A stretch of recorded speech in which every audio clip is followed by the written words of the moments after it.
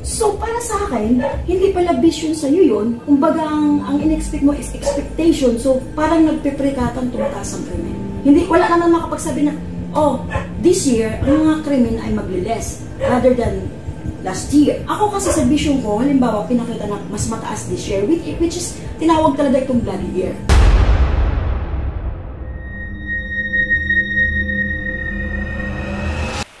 Hello po mga ka-PTV, sa video na ito ay tatalakayin natin ng isang pangyayari na nakita ni Madam na ikinalungkot niya kasi napakalapit na ito maganap.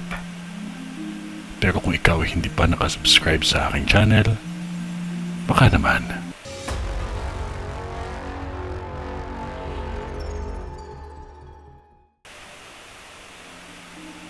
Isang gusali sa lugar na ito na hindi kalayuan sa palengke. May isang bahagi ng gusali na kung saan may pinsala na ang kuryente. Kung maaari lamang, pakicheck ninyo dahil sobrang laki ng pinsala ang dulot nito.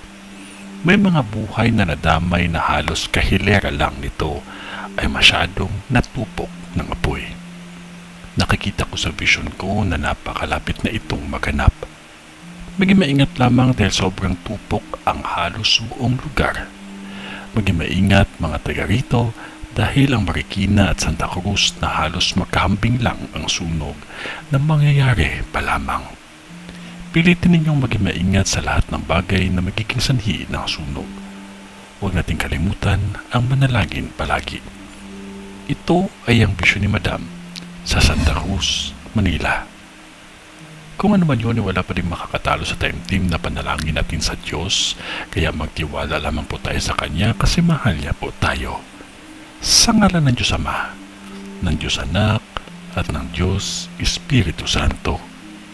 Amen.